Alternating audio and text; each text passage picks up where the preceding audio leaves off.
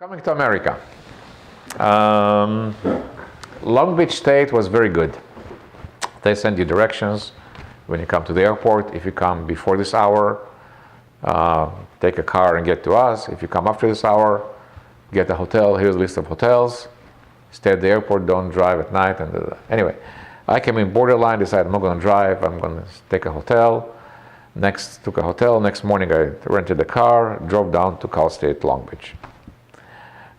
Coming into Long Beach, getting into the International Student Center, welcome, very nice, da, da, da, da. Where are you staying tonight? I'm saying, I don't know where I'm staying tonight. Well, we can arrange for you some accommodations because the dorms are free.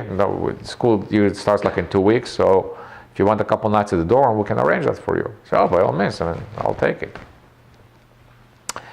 So my first night at the dorms, and you have to remember, I'm here with 2 suitcases. One has clothes in it, the other one has bedding, towels, whatever, okay? So I am, after meeting, so I'm staying at the dorm, giving me the key to the dorm, giving me a room, and it's 8 o'clock at night, and the dorm is completely dark. I'm the only person in the entire building. There's no one else there, okay? And the bathroom is outside the room. It's not in the room, of course. It's at the end of the corridor. And it's so creepy.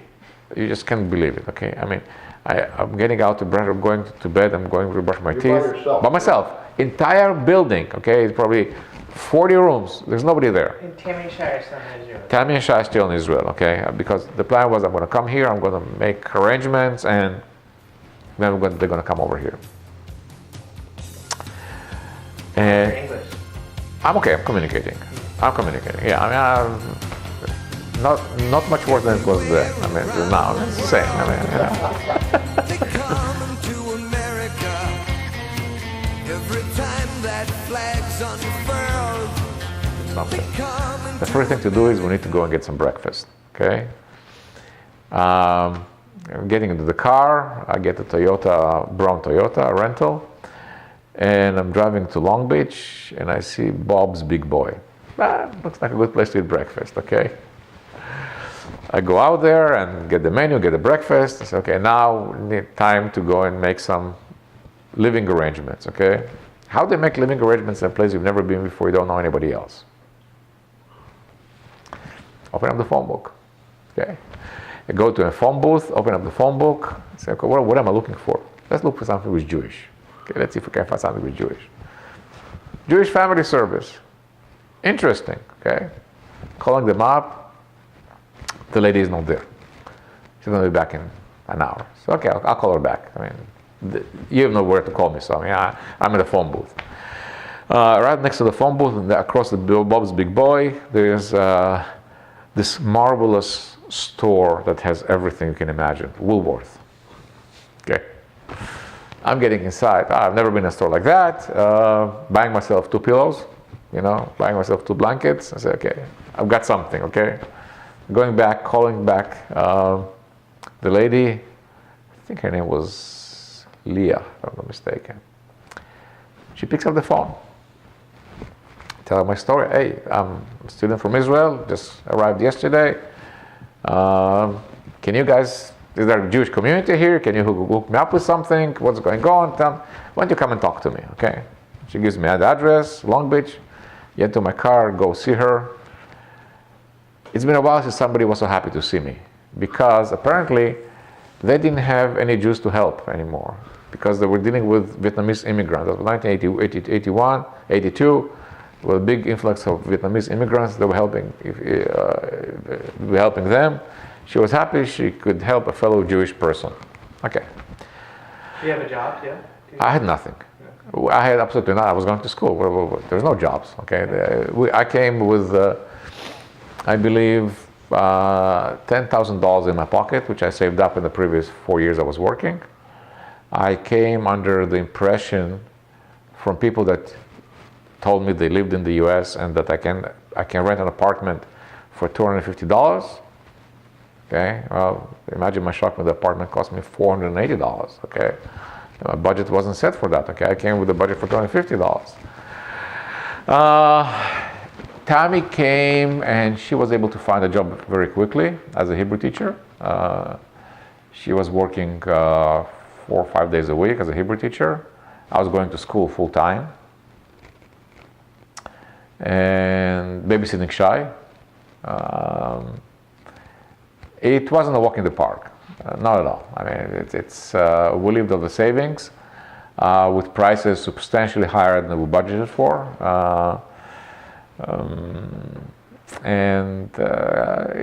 It wasn't easy. I remember one time when time I went to work and I stayed home with Shai, I was a bit depressed. And the best therapy for depression is shopping, right? I remember going, there was a chain of electronics called Leo Stereo. Years later, I actually met the guy, Leo, I think was his name. But anyway, I was a store in Long Beach. I went to the store and bought myself a big ghetto blaster. Okay, that's something to lift up my spirit. Okay, I paid for it like $70. $70 I did not have. Okay, but I felt I need to do something. I think we've all done that. I mean, this is my therapy, and I felt so much better after that. Okay, so much better. I graduated Long Beach. That's another story. Okay, everything is a story. The plan was that once I graduate, we go back to Israel. Okay, and I mean, everything was scheduled for that. I mean, the apartment was rented for 2 years, and as it happens, I had a friend that was going to school with me, and he planned to stay here. And his car was broken down, and he did ask me to take him to a job fair, which is in Anaheim. I said, okay, I'll take you to, I'll drive you there. So we're coming to a job fair, and I said, I'll wait for you. I'll walk around for an hour, and we'll drive back. We're getting to the job fair, and a lady approaches me. I remember to this day. I mean, she says, "What kind of job are you looking for?" She says, "I'm not looking for a job. I'm just driving this guy." She says, "What do you do? I mean, what is this guy looking for?" So he's a mechanical engineer, but you're looking for a job. And what kind of engineer are you? I'm saying, "How do you know I'm an engineer?" She said, "I just can tell. I'm an electrical engineer." "Oh, really? Not looking for a job?" I said, "No, not really. I mean, I'm just finishing school and off I go." I says, "Well, but why don't you talk to us?" Anyway, the person she wanted me to talk to wasn't there. They're going back in an hour after lunch. This guy, my friend, comes to me and says, "Well, I need to talk to somebody, but he's not here. Can you wait an hour after lunch?" I said, "Okay, well, let's go for lunch because somebody wants to talk to me as well. So I might as well stay here and have lunch and come back." So we go out, we have lunch, we come back. His person is there, my person is there, and I meet that person. The guy was Rick Harris, VP of engineering of a company called Genesco. "Give me your phone number and we'll take it from there." A couple of days later, I'm at school. I come back from school. Tammy tells me, "There's somebody called me here. Ori Rahamim, he interviewed me about you." I mean, I told him everything I know about you, but I mean, he wants to talk to you. "Really? Okay." So I call him and we chat, and the guy interviews me on the phone and says, "Well, I'm ready to make you an offer." "I don't want to stay here." He said, "Why don't you come and see me?" Okay. So I went, saw him. He said, because you graduated here from school, you're entitled for, I believe, 2 years of what's called practical training. I mean, you don't have to ask for a visa or anything. I mean, that's automatically granted to you. Why don't you try it? We've got some project. I mean, we need you. Okay. So I walked over with Tammy and said, "Tammy, what do we do? We need to decide." I said, our life here in 82 to 84 was not easy. With a child, we would go and smell McDonald's. We couldn't afford to eat it. Okay, I mean, we didn't do anything. We didn't eat at restaurants. I mean, we had a couple of restaurants meal where my friend Hezi would buy me a meal. Okay, but I could not afford to buy a meal at a restaurant. And we decided, let's take a couple of years to really feel what America is all about, because we didn't experience. I mean, we're apartment, school, apartment, babysitting, and 2 years later, we're just finding ourselves not even knowing anything about the place we live in. So we said, let's give it 2 years and figure out what we're doing. So we told family, okay, we're staying for 2 years, and Tammy quit her job because she couldn't drag her leave of absence anymore, more than 2 years. And I started working there at Genesco. Interesting job, exciting, we're developing, the engineering stuff about life is good. They're promoting me, and they're putting me on new projects, saying, well, this project is going to take more than 2 years now, so we need to get you a green card because we don't want you to live here and leave us in a lurch like that, okay, so let's do the green card. All right, so now we're applying for the green card. We're getting the green card in I believe 1985. Actually, after Dee was born, we're getting the green card because I remember going to the interview. And 86, they tell me, well, we want to promote you, but you need the master's degree, so once you go to school, get the MBA. Send me to school, paid for my school.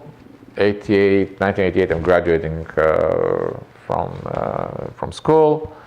I said, okay, you say goodbye to engineering. We want you to be in marketing. And they moved me to marketing. And that's when my new career started, back in 1988. Okay. But my mother kind of encouraged me. She wanted me to get a better life and to go to America. I mean, she was kind of torn. On one hand, she wanted, for my sake, to get the opportunities I was able to get here and get the life I was able to get here. On the other end, she felt sorry for herself, staying there by herself. You know what? Okay. I remember the thing struck me on my first business trip. I remember joining the marketing guys. They took me as an engineer, young engineer with them. And I was saying to myself, I wish my father could see me now.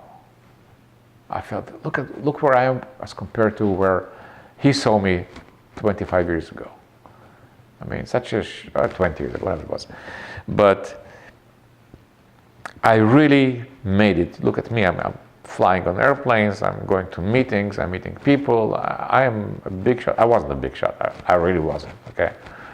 But compared to where I came from, you were a big shot. I was a big shot. I felt like I really made it. And believe me, I did not make it, okay? I mean, Trump made it. I did not make it, okay? Not even close, okay? But... Right, but that fight for food isn't there anymore. Right. That thought of, I better do the right thing so I have enough to eat. Right. That's gone. That's gone. But yeah, I mean, I really felt many times that I wish he could see me. That's the thing I really miss, because he struggled, okay? He really struggled. But he did put that, the craving for knowledge in me.